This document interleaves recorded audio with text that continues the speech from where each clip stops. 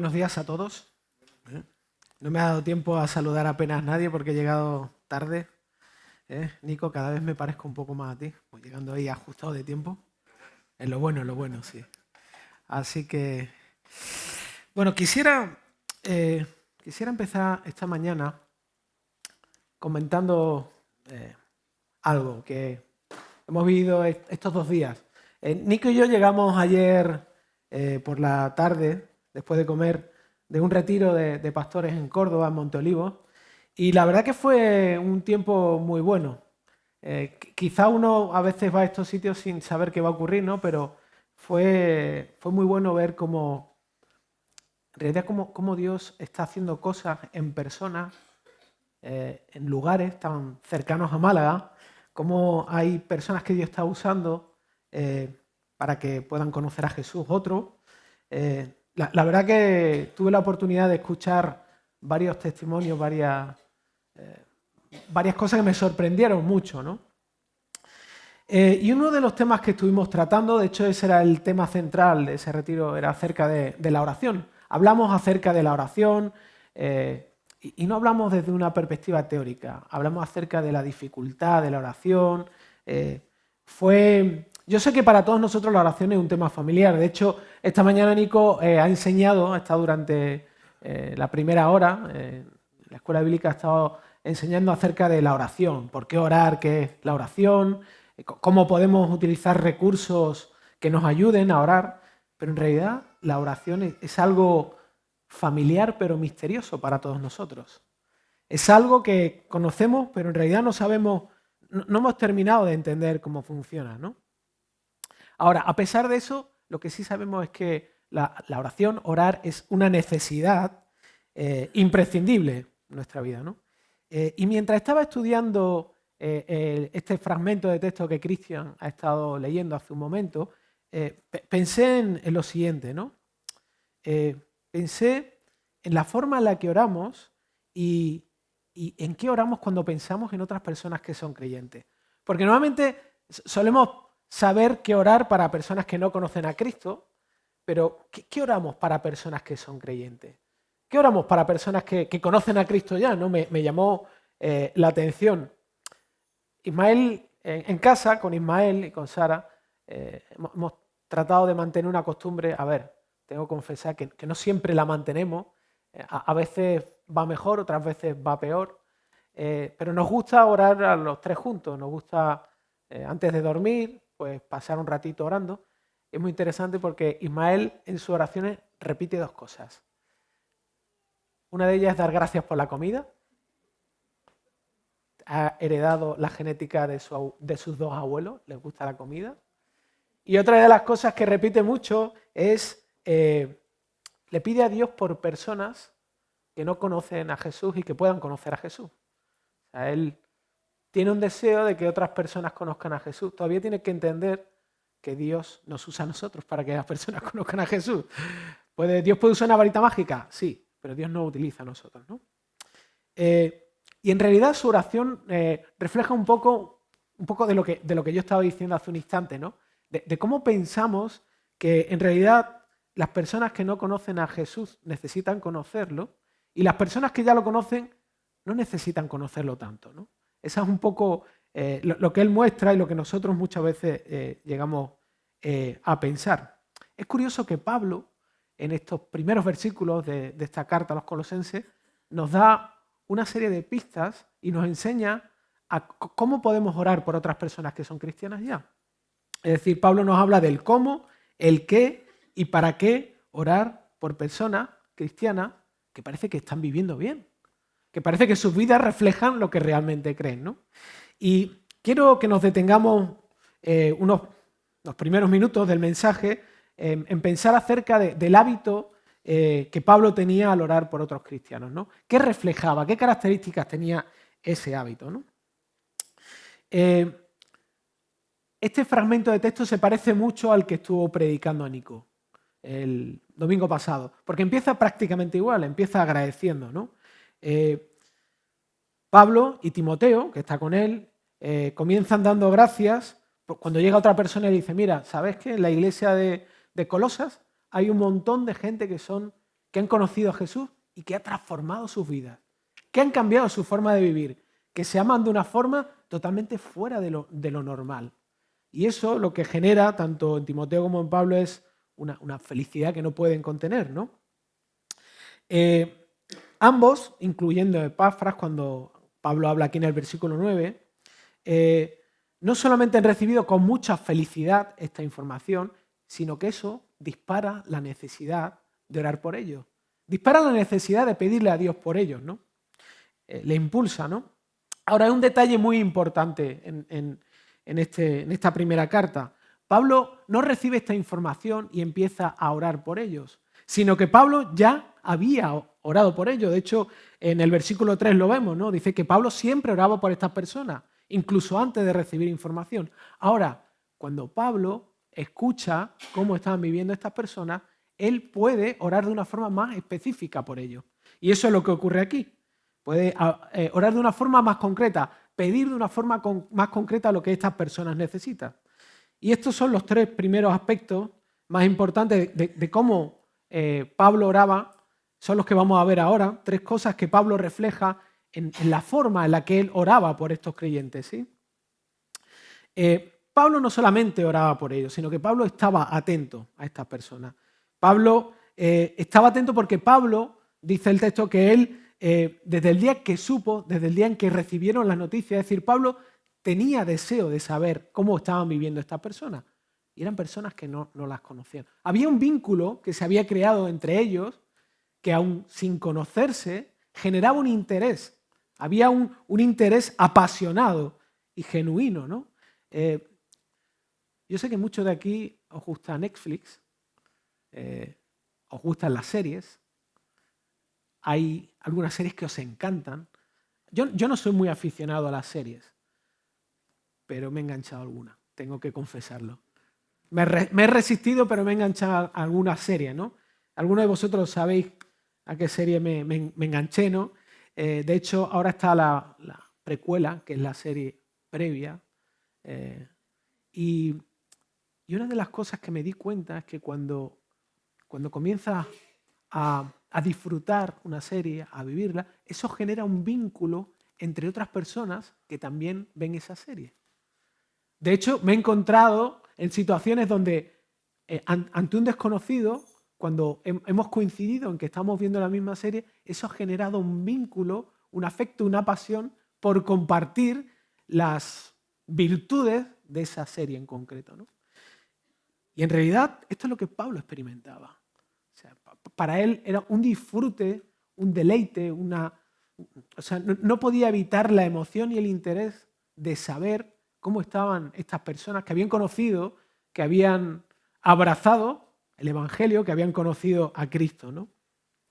Y a Pablo no le importaban si eran conocidas o desconocidas, ¿no? Y es muy interesante, porque esto Pablo no solamente lo hace aquí, esto es algo que Pablo hace a lo largo de todas las cartas. Pablo comienza siempre las cartas orando, agradeciendo y hablando de esas personas, muchas de ellas que no eran ni siquiera conocidas, ¿no?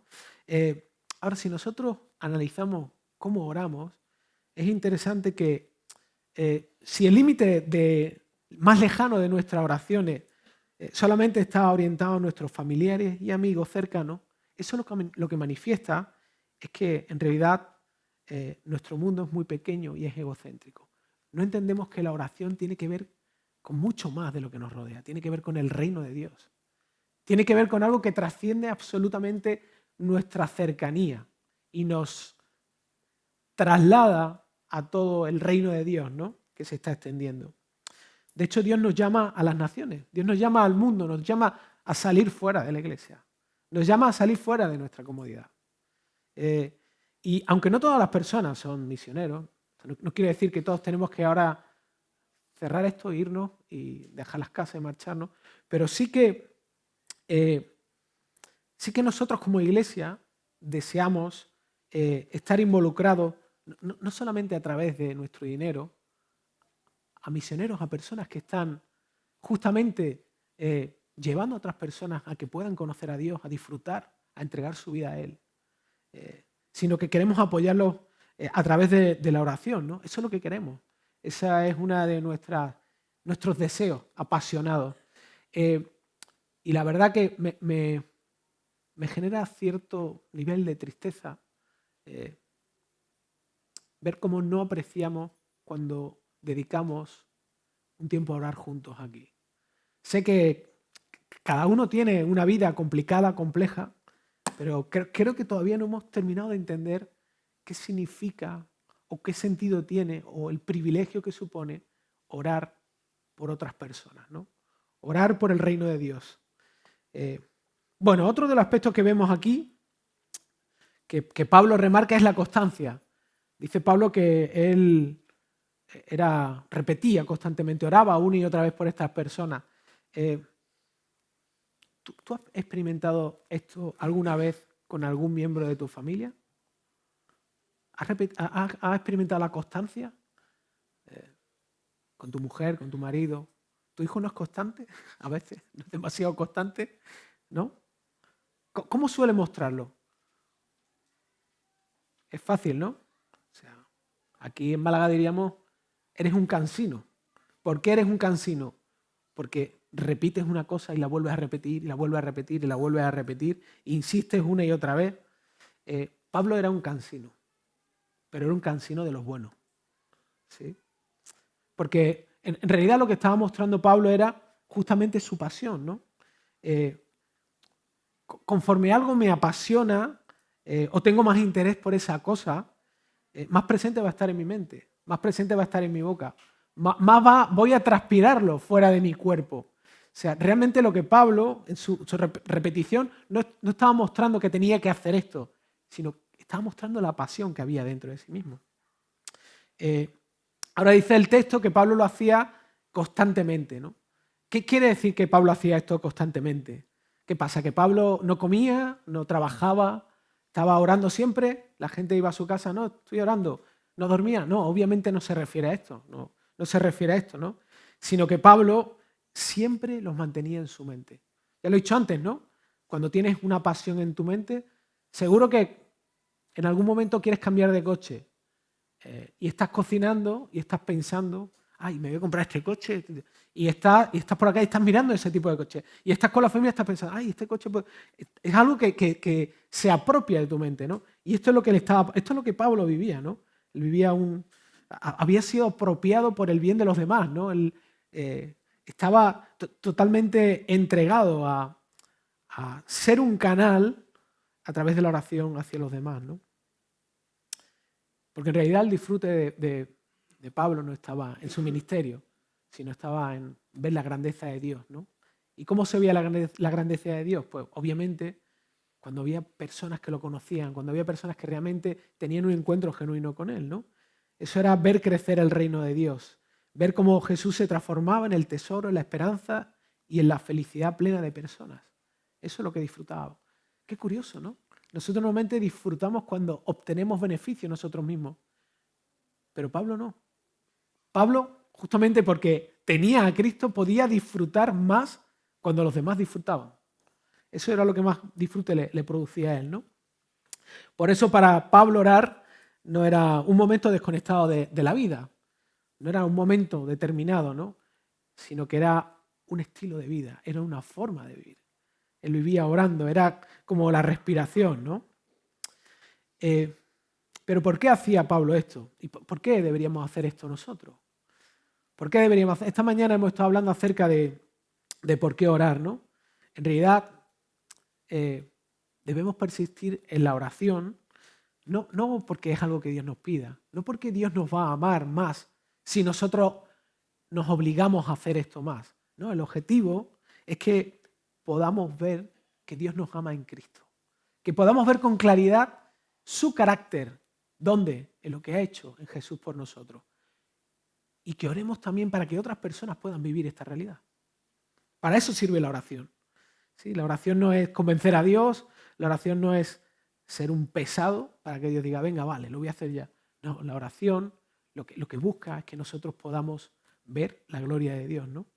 De hecho, eso es lo que le dice Pablo le dice a la iglesia de Éfeso y a la iglesia en Tesalónica, le dice, orad en todo tiempo, orad sin cesar, porque la afirmación de Pablo es la siguiente, es decir, en realidad lo que necesitáis es, estés bien o no, lo sientas o no, da igual, ora. Ora, como decía esta mañana Nico, ora hasta que te entren ganas de orar. O sea, es el regalo que Dios nos da. O sea, Dios escucha incluso nuestra oración cuando no tenemos ganas de orar. Porque en cierto sentido eso refleja nuestra incapacidad y nuestro estado. Es como una forma de confesarle a Dios en cómo estamos, ¿no?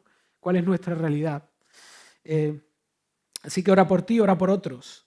Además, Pablo tenía un convencimiento, y esto es algo que yo creo que nosotros constantemente luchamos con ello. Pablo tenía un convencimiento en que la oración era poderosa. Era poderosa, tenía poder. La oración no solamente eran palabras, no solamente era algo que tengo que hacer, sino que la oración tenía la capacidad misteriosa de poder mover el poder de Dios, ¿no?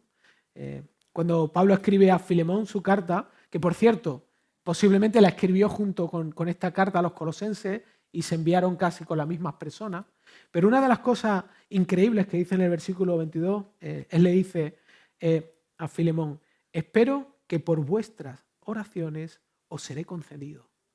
Pablo tenía la convicción de que los que estaban orando por él, pidiendo que fuera liberado, eso iba a producir que Dios lo liberase. Está totalmente convencido de eso, ¿no? Es más, Santiago dice que, repite la misma idea, ¿no? Dice que cuando oremos a Dios, cuando le pidamos sabiduría, lo hagamos con convencimiento de que Él da, de que Él lo da, ¿no? Que Él puede responder, que Él nos va a dar justamente lo que necesitamos, que puede ser diferente a lo que queremos, pero es lo que necesitamos. Y Él va a responder, ¿no? Así que cuando oramos por cambios genuinos en nosotros, en otras personas, en la iglesia. ¿Qué oramos? ¿Porque las cosas vayan bien en la iglesia o porque las personas cambien? Porque las personas sean cambiadas por Cristo. ¿Oramos por eso o oramos por personas que aún no conocemos, que Dios está ya llamando para traer aquí? ¿Oramos para que Dios nos dé vista para ver a esas personas? ¿Sí? Es interesante, ¿no? Como Pablo está orando por otras personas y está deseándole algo bueno para sus vidas, algo que necesitan. Y yo quisiera daros un consejo práctico a todos, y me incluyo yo. Es el siguiente. Tiene que ver con la oración y con respecto a qué oro por otras personas. Que no lo he puesto, pero bueno, lo digo. Cuando seamos tentados, cuando sintamos la tentación de hablar mal de otra persona, de decir algo que no corresponde, de alimentar una crítica, alimentar un chisme, guarda esto en tu mente. Cuando eso ocurra, cuando estés tentado a hacerlo, transforma ese momento en un momento de oración. Convierte ese momento en un momento de orar por esa persona.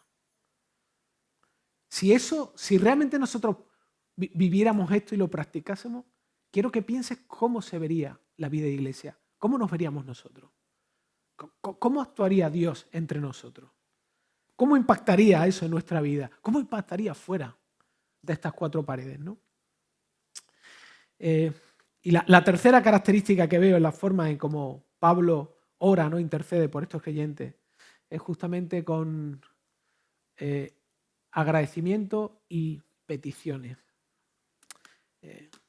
Pablo fue movido a escribir por causas concretas. O sea, Pablo no escribió la carta, no se levantó un día y dijo, ay, voy a escribirle a los colosenses. Que hace mucho tiempo que no sé de ello. Sino que Pablo, al escuchar las noticias, se dio cuenta de que la iglesia está viviendo una situación, como ya comenté hace 3 domingos atrás. O sea, había gente que estaba tratando de llevarlos a un lugar donde le estaban diciendo, mira, Cristo no es suficiente, necesitáis otras cosas, ¿no? Y Pablo le escribe a estos cristianos por causa de estos peligros con los que estaban siendo atacados.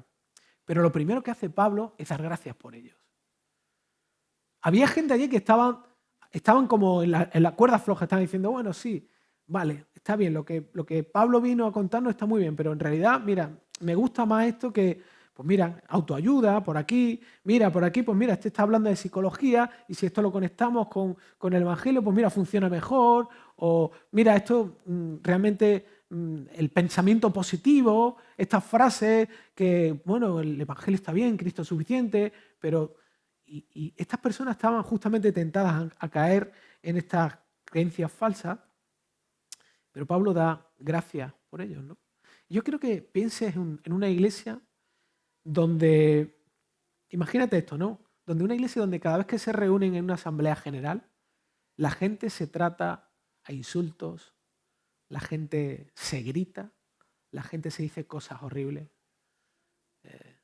la gente se deja de hablarse. Creyentes estoy hablando, personas creyentes dejan de hablarse, ¿no? Eso es mucho menos fuerte de lo que estaba pasando en la iglesia en Corinto. Muchos lo sabéis, en Corinto lo que estaba pasando es que un hijastro estaba manteniendo relaciones con su madrastra, ¿no? Estaba manteniendo relaciones y estaban allí tranquilamente. O sea, la iglesia decía, bueno, esto está bien, ¿no? Qué interesante que Pablo empieza, cuando escribe su carta, dice, justamente, ¿no? Dice, siempre doy gracias a Dios por vosotros. Es una locura. ¿Cómo puede estar dando Pablo gracias por una iglesia donde había tan nivel de ceguera, tan nivel de... Pero él da gracias. O sea, una iglesia era un desastre. Ahora, a pesar de eso, Pablo no se quedó callado. Pablo corrigió esta situación, pero Pablo dio gracias por esta iglesia, ¿no? Y a veces nos suele ocurrir justamente eso, ¿no? Que en demasiadas ocasiones estamos más centrados en lo que queda por cambiar y no nos fijamos en lo que Dios está cambiando, en lo que Dios está transformando, en lo que Dios está haciendo, ¿no? Y no podemos darle gracias porque no lo vemos. Estamos mirando otras cosas, ¿no? Así que Pablo nos desafía a estar atentos al progreso de otras personas, a formar parte de ese progreso, a preocuparnos en el estado, en su situación espiritual. ¿Realmente están disfrutando a Cristo? ¿Estás disfrutando a Cristo? No, ¿por qué? ¿Cómo puedo ayudarte? ¿Cómo puedo confrontarte? ¿Cómo puedo animarte? ¿Cómo puedo alentarte? ¿No? Pablo nos alienta a mirar y ver cómo Dios trabaja en esas personas y seguir pidiendo por un deseo genuino de hambre y amor por Dios, ¿no? Un amor por Cristo. Y mi desafío es que te preguntes cuándo fue la última vez que tu oración por alguien fue así. ¿Cuándo oraste por otra persona así? Más allá de necesidades, sí, yo sé que hay momentos de situación de enfermedad, momentos de situaciones complicadas de trabajo, pero ¿cuándo has orado por otra persona para que pueda tener una percepción de lo fantástico que es Cristo, que pueda realmente tener hambre por Él? No solamente venir a la iglesia, no solamente participar de las cosas, sino que realmente su corazón se entregue a Él. ¿Cuándo fue la última vez que pensaste que eso es una necesidad? Y que necesitan que oren por ti acerca de eso y que necesitas orar por otras personas acerca de eso. Otra de las divisiones en este texto tiene que ver con el objetivo que tenía Pablo al orar por estas personas. Pablo tenía un hábito por orar por otros creyentes y Pablo, cuando ora por los creyentes en Colosas, tenía un objetivo. El texto nos habla de qué es lo que él quería para estas personas, ¿no? Y quiero que pienses un instante esto, ¿no? Parece una locura. Pablo está orando por personas que están viviendo bien la vida cristiana. O sea, Pablo parece que está pidiendo a Dios que estas personas vivan como creyentes. Pero si hace un momento ha dado gracias porque realmente están mostrando que son cristianos, ¿no? Parece una locura. A mí me parece una... Nosotros normalmente no hacemos eso. Nosotros nos enfocamos en las personas que están peor. Pero Pablo está enfocado también en las personas que están mejor, ¿no?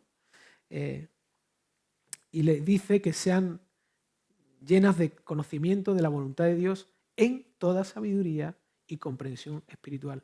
Por cierto, no sé si habéis dado cuenta, ¿no? Pero en todos los versículos que hemos visto hay una palabra que se repite mucho. Todo, toda, todo, toda, todo, toda. ¿Por qué Pablo repite tanto esto? Porque Pablo quiere dejar muy claro que Cristo es suficiente para todo. En Cristo está toda nuestra plenitud, está todo lo que necesitamos. Y eso lo vamos a ver a lo largo de toda esta carta.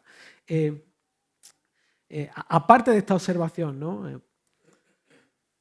Pablo, en esta petición de que las personas sean llenas del conocimiento, está asumiendo que para crecer en la vida cristiana necesitamos usar nuestro cerebro, necesitamos usar nuestra capacidad de comprensión, necesitamos entender las cosas. O sea, yo necesito ir a la Biblia y necesito entender lo que está escrito ahí. No asumirlo, necesito primero entenderlo. Por eso nosotros determinamos que era importante tener un tiempo donde enseñar a leer la Biblia.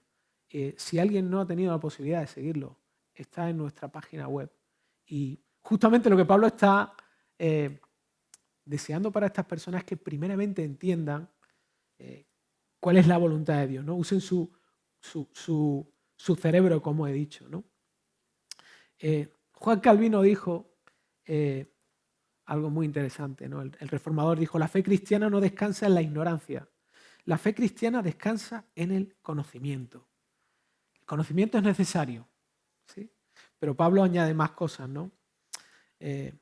Pablo pide que sean llenos, y eso quiere decir que es posible estar vacío. O sea, estas personas que van bien, estas personas que son cristianas, estas personas que se aman, estas personas que van a la iglesia, que vienen colosas, necesitan ser llenos. Tienen a Cristo, pero necesitan ser llenos. Necesitan crecer. Hay diferentes medidas y además es un proceso. Ahora, ¿qué significa crecer en el conocimiento de la voluntad de Dios? Cuando escuchamos la palabra la voluntad de Dios, ¿qué nos viene a la cabeza cuando pensamos en la voluntad de Dios? O sea, normalmente preguntamos, bueno, vale, la voluntad de Dios es ¿qué quiere Dios que haga en esta situación particular? Vale, Dios quiere que yo haga su voluntad, está bien. Vale, ¿qué me tomo? ¿Un batido de fresa o uno de chocolate? ¿Cuál es la voluntad de Dios? ¿Es la voluntad de Dios que me vaya de vacaciones a Madrid o que me vaya a Italia?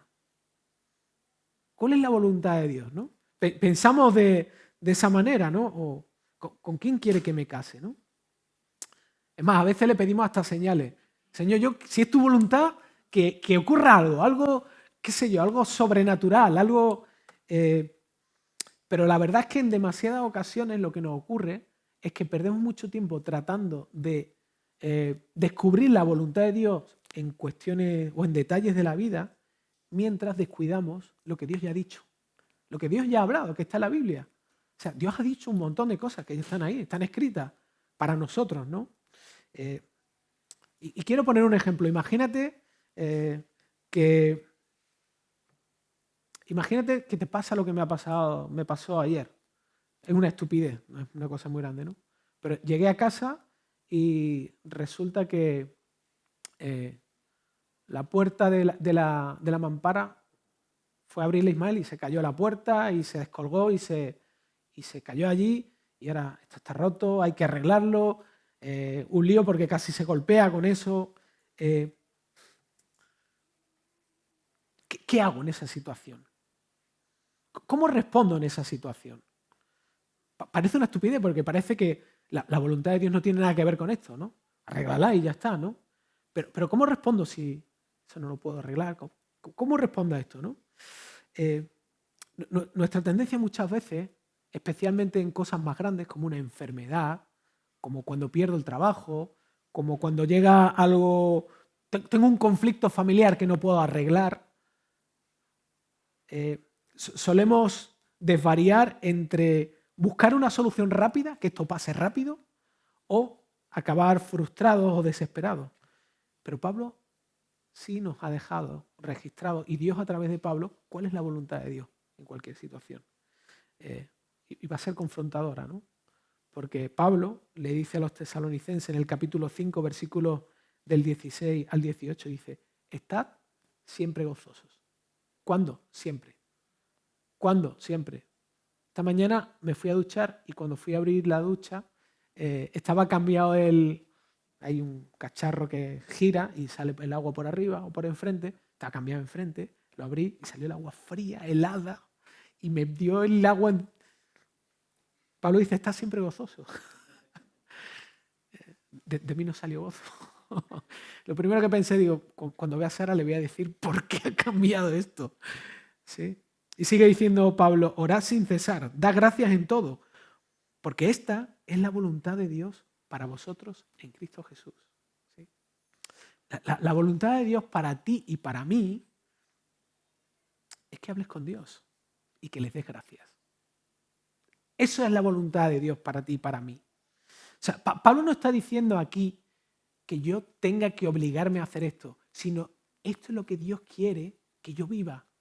Esta es la manera en la que Dios quiere que yo responda en todas las situaciones. Esto es lo que Él quiere hacer. ¿Por qué? Porque tanto el gozo como la oración son respuestas a Él. Son respuestas a algo que Él ya ha hecho dentro de mí. Y eso es lo que Él quiere. Esa es la voluntad de Dios. Es lo que Él quiere para nosotros. Y lo que Él quiere que nosotros vivamos en Cristo Jesús. Lo dice Pablo. La voluntad de Dios en nosotros en Cristo Jesús. No en nuestras capacidades, no en nuestro esfuerzo. No tiene que ver con nosotros. Tiene que ver con lo que Él hace, ¿no? Ahora, Pablo no solamente habla de conocimiento. Pablo dice que ese conocimiento tiene que procesarse, tiene que digerirse. ¿Cómo? Con toda sabiduría y comprensión espiritual. ¿Y qué quiere decir eso? Bueno, ¿qué quiere decir eso de la sabiduría y la comprensión espiritual? Es bastante sencillo. La sabiduría y comprensión espiritual es una habilidad, es una capacidad. ¿Y qué hace esa capacidad? Te permite poder entender la verdad con el fin de poder tomar buenas decisiones. Pablo no quiere que la gente entienda el Evangelio, ni tampoco que lo practique. Pablo no le interesa que la gente practique el cristianismo, sino lo que Pablo quiere es que esas personas que conocen a Cristo sepan aplicar el Evangelio a cada situación de su vida. Sepan vivir en Cristo, sepan vivir y usar el Evangelio en cada situación en la vida. Cuando abres la ducha y te sale agua fría, cuando se te cae la puerta de la ducha, cuando te quedas sin trabajo, cuando de pronto viene una enfermedad a tu vida, cuando tu hijo no es lo que tú quieres que sea, cuando te cuesta la disciplina, cuando te cuesta orar, cuando te cuesta percibir a Dios. ¿Sí? Además, Pablo dice, toda sabiduría y comprensión. ¿Por qué toda? Porque necesitas toda sabiduría y comprensión para saber aplicar el Evangelio en cada circunstancia de tu vida. ¿Sí? Con Jorge hemos hablado muchas veces, bueno, nosotros estudiamos informática, bueno, nos quedamos a mitad, pero una de las cosas que sí hablamos nosotros muchas veces es lo fácil que es encontrar a gente que son buenos estudiantes, gente que se le da muy bien hacer los exámenes, gente que acumula información en la cabeza y que es muy inteligente, pero que luego cuando sale al campo laboral no saben. O sea, son brillantes, extremadamente brillantes en lo que hacen, pero luego en la vida real no saben utilizar lo que tienen, ¿no? No saben cómo manejarlo, ¿no? Incluso yo sé de ingenieros brillantes que luego no saben ni cómo poner un cable, no saben no tienen ni idea, ¿no? Y Pablo justamente lo que está pidiendo para los colosenses y para nosotros es que no nos convirtamos en profesionales, que no acumulemos información, sino que esa toque nuestro corazón, ¿no? Él quiere que no seamos inteligentes, sino que seamos sabios, que eso afecte a nuestras vidas, ¿no? Y es curioso, aquí Pablo no está diciendo solamente a la gente más inteligente. De hecho, en Colosa lo que estaba pasando es que estaban diciendo, mira, solamente los que tienen más conocimiento son realmente los que pueden vivir y disfrutar de Jesús, pueden disfrutar de este tipo de vida. Y Pablo está diciendo, no, es para todos, es para todos. No importa tu nivel de inteligencia, es un regalo que Dios te da a ti, que no tiene que ver contigo, tiene que ver con Él, ¿sí? Y por último, quisiera ver de una forma más rápida cuál es el resultado al orar por otros cristianos. ¿Qué es lo que esperaba Pablo de estas personas al orar por ellos? ¿Cuál era el resultado que quería ver en sus vidas, ¿no? ¿Cuáles eran las evidencias de una persona que estaba viviendo así? Y Pablo en el versículo 10 empieza diciendo que eran personas que buscaban agradar a Dios en todo. ¿Sí? Agradar a Dios desde la perspectiva bíblica no es tener a Dios contento. No se trata de eso. Agradar a Dios no es tenerlo contento. Entre otras cosas porque Dios es plena e infinitamente feliz. Él no necesita nada ni de ti ni de mí, no lo necesita. Él tiene la felicidad, es la persona más contenta y más feliz del universo. ¿Sí? Tampoco es portarse bien o vivir como un buen cristiano, haciendo lo que Él quiere. No. Agradar a Dios en todo es hacer todo con un corazón lleno de gratitud y satisfacción en Él.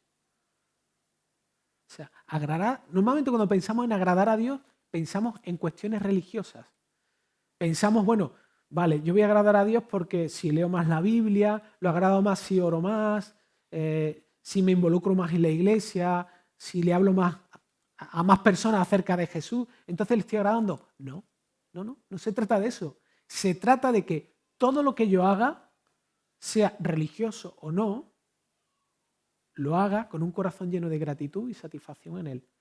Que lo haga. Eso es vivir con el Evangelio, encontrar satisfacción y plenitud en Él. Si abro el grifo de la ducha, cuando recibo el agua fría, responder con gratitud y satisfacción en Él. Cuando un hijo se siente plenamente amado por su padre, responde con alegría y de forma voluntaria. Hace lo que su padre le pide. ¿Por qué? Porque está experimentando que su amor, que su padre lo ama, que su padre lo quiere, se lo está demostrando, se lo está manifestando, ¿no? Porque el resultado de disfrutar del amor de un padre es desear voluntariamente lo que el padre pide. Yo no sé vosotros, yo en mi hijo he visto esto multitud de veces. Cuando mi hijo se siente amado por mí, mi hijo desea responder de forma voluntaria y agradecida a lo que yo le pido. Lo he visto multitud de veces, ¿no? Y eso es lo que Dios quiere que nosotros vivamos también. Otra de las manifestaciones o de los resultados, dando fruto en toda buena obra, dice en el versículo 10 Pablo, ¿no? ¿Cuál es el objetivo de por qué pide lo que pide, ¿no? Y cuál es el resultado que él quiere ver? ¿Qué es una buena obra? Bueno, una buena obra es toda aquella cosa que hace Dios a través de mí. Yo puedo hacer muchas cosas, pero solamente es una buena obra aquello que es movido por Dios. La hago yo, pero en realidad es Dios quien lo hace a través de mí. ¿Sí? Yo puedo hacer obras buenas que no son buenas, especialmente si las hago porque en realidad me estoy amando a mí mismo, estoy buscando obtener algo de ellas, ¿no? Por lo tanto, no son solo cosas espirituales, ¿no? Y no se trata de una vida llena de una actitud religiosa, sino Pablo dice que en toda, es decir, en todo lo que hago, da igual, desde orar hasta sacar la basura, debo mostrar o debe manifestarse el fruto de Dios en mi vida. Debe mostrarse el carácter de Cristo en todo lo que hago. ¿Sí? Tercera, creciendo o crecer en el conocimiento de Dios. Ya Pablo nos ha dicho que no se trata de solamente conocimiento, ¿no? Lo que él quiere es que los creyentes, y lo que debería ser natural en nosotros, si es que realmente hemos probado a Cristo, es una sana obsesión con Él. O sea, conocimiento de Dios es que se genere una sana obsesión hacia Cristo. De hecho, crecer en el conocimiento no es saber más cómo es Dios, sino que genere en nosotros un deseo de tener intimidad con Él. Conocer a Dios genera un deseo de conocerlo más. Algunos de vosotros, bueno, aquí ya la mayoría están casados, pero algunos más tiempo, otros menos. Pero ¿cómo era el principio del noviazgo? ¿Cómo era eso? ¿Cómo funcionaba eso? Algunos tienen que desespolvar, ¿no? En la mente que ya estamos tan acostumbrados a la vida de matrimonio, pero ¿cómo era eso, no? Cuando te enamoras de una persona y vas conociendo más a esa persona, quieres estar más tiempo con ella. Cuando llamas por teléfono, los minutos son segundos. No te importa pagar una fortuna a la compañía de teléfono, porque estás hablando con la persona que amas, que deseas, la persona que está en tu mente, la persona que te tiene obnubilado, ¿no? Te interesa todo de esa persona. Te interesa la ropa que lleva, cómo huele, lo que le gusta. Yo con vergüenza tengo que decir que al principio cuando empecé a salir con Sara, iba con ella a ver películas románticas hasta que hasta que hasta que la confianza sacó de mí lo que no me gusta. No me gustan las películas románticas, pero bueno. Pero en aquella época me daba igual. ¿Sabes por qué? Lo importante no era la película, era la persona con la que estaba. Lo importante es estar con Cristo. Lo importante es conocerlo y crecer en intimidad con Él, ¿no? Probar su dulzura y su persona. Quedan un par de puntos más. Y Pablo dice también que otra de las cosas es que el resultado de comprender la realidad de quién es Cristo, de comprender el Evangelio, lo que genera es perseverancia y la capacidad de poder esperar con alegría. Con alegría. ¿Qué es la perseverancia? La perseverancia es la capacidad para resistir frente a la presión de abandonar. La perseverancia es quedarse cuando todo te dice, mira, vete, márchate. ¿Sí? Esa es la perseverancia. Es decir, seguir haciendo lo que tengo que hacer cuando algo me invita a hacer otra cosa. Cuando algo me seduce o... Pues la perseverancia es mantenerse ahí, ¿no? Y la paciencia es la capacidad de esperar frente a la presión de rectificar. La paciencia es esperar. Confiar en que va a llegar el tiempo de Dios, aunque yo no vea nada, ¿no? Aunque las circunstancias me digan otras cosas, aunque las personas me digan otras cosas. No tratar de modificar, sino esperar una respuesta, ¿no?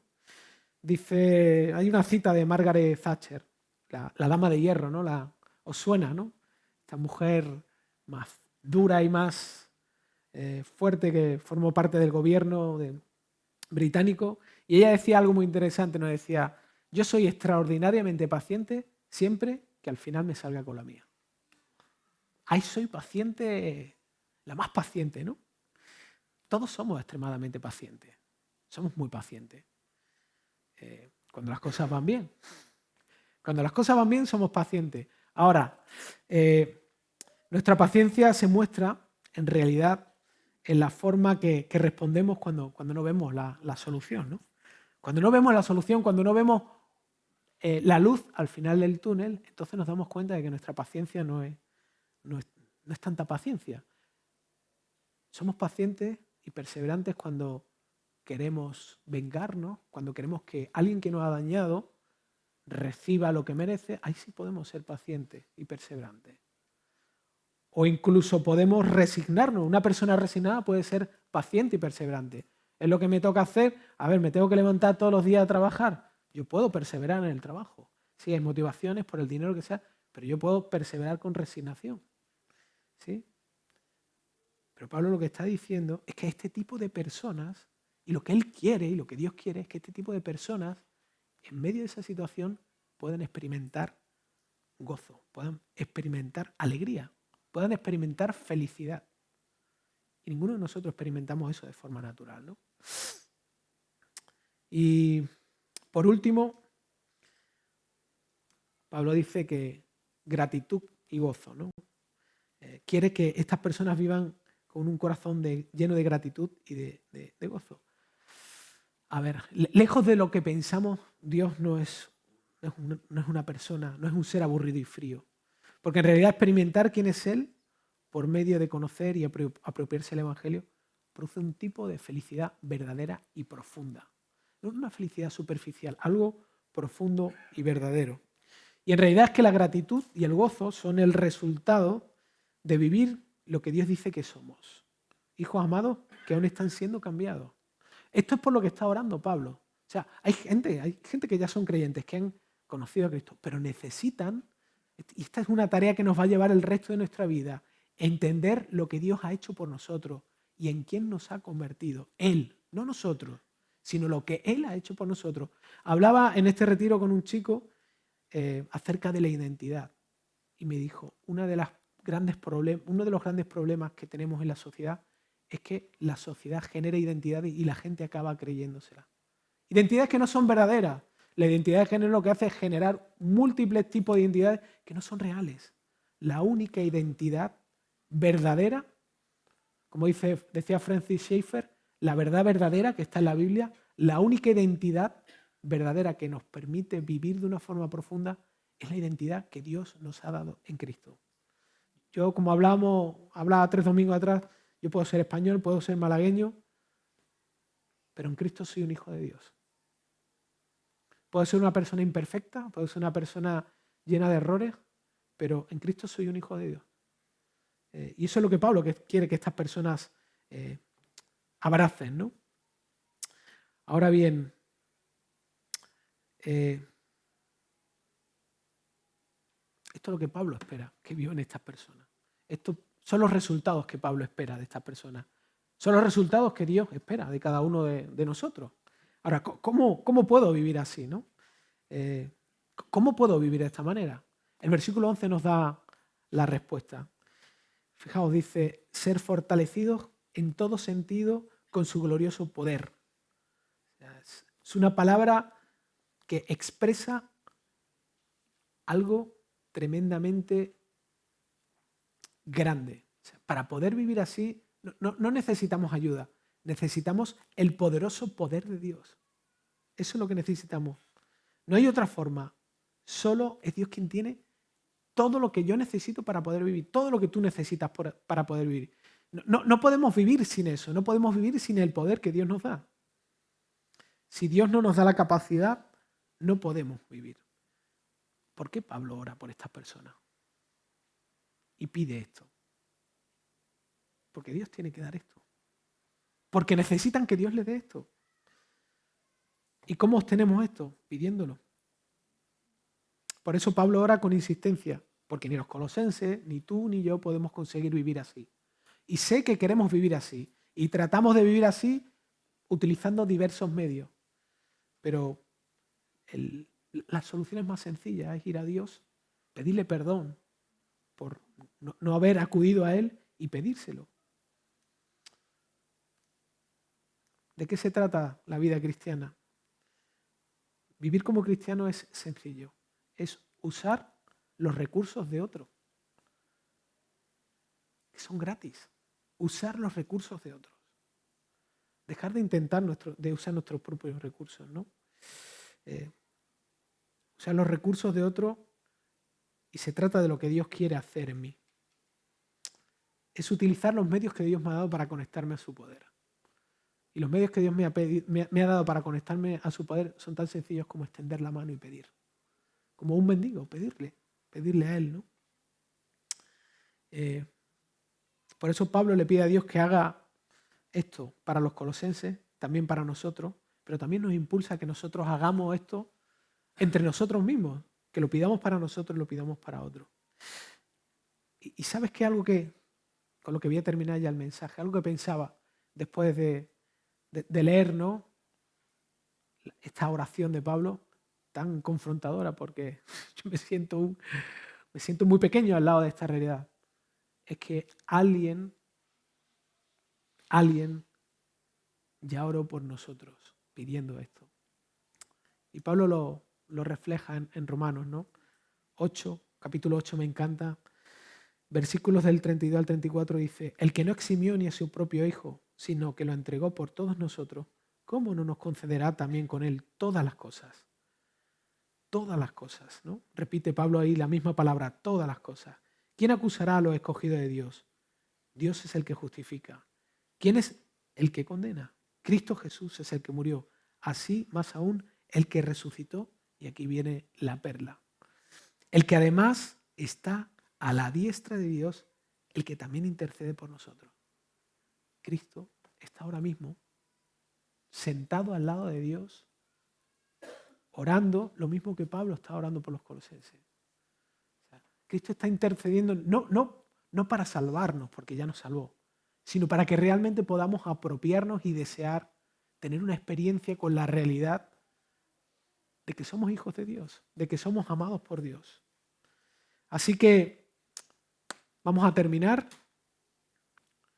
justamente voy a hacer lo mismo que hizo Pablo. Voy a pedirle a Dios que nos dé el regalo de poder no solamente comprender, sino ser atravesados por su verdad, por el regalo de poder conocer al Dios del universo y al Creador, y por el regalo de haber sido llevado a su reino, como dice Pablo, ¿no? Haber sido llevado a su familia. Haber recibido el regalo de entender de qué trata la vida y el regalo de su presencia ahora y para el resto de la eternidad. Señores, en realidad, si cuando leemos tu verdad, eso no nos lleva a pedirte que se encarne en nuestras vidas, a pedirte que no solamente que concluyamos que ser cristiano es conocer cómo funciona el Evangelio, o al menos poderlo incluso explicar o contarle a otras personas quién es Jesús, sino que necesitamos crecer y ser llenos de esa realidad, ser abrumados, ser tocados, ser heridos, ser enamorados, ser incluso aplastados por tu belleza, por el brillo de tu persona. Sé que es fácil tomarse un momento y tener un momento quizá un poco más especial contigo y salir por esta puerta y empezar a buscar sustitutos, empezar a cambiarte por otras cosas, incluso aún sin haber terminado de hablar, llenar mi mente con otros planes, con otros mesías, con otros salvadores, con otros pseudoevangelios que nos separan y nos dejan vacíos, nos dejan sedientos, nos dejan desilusionados. A veces nos aplastan con el legalismo, otras veces nos diluyen en la indiferencia, en la frialdad. Por eso hablamos contigo, por eso te buscamos, por eso queremos tener ganas de ti, queremos quererte, queremos desearte. Y Pablo te lo pidió a ti porque tenía la convicción de que tú haces este tipo de cosas porque es tu deseo. Y yo lo hago también en confianza a lo mismo. Así que ayúdanos a lo largo de este tiempo, de esta semana, que esta verdad venga a nuestra mente y que genere un deseo interno por acudir a ti, tengamos ganas o no, para que se encienda la llama de tu pasión y de tu amor en nosotros. Oramos esto en Cristo Jesús. Amén.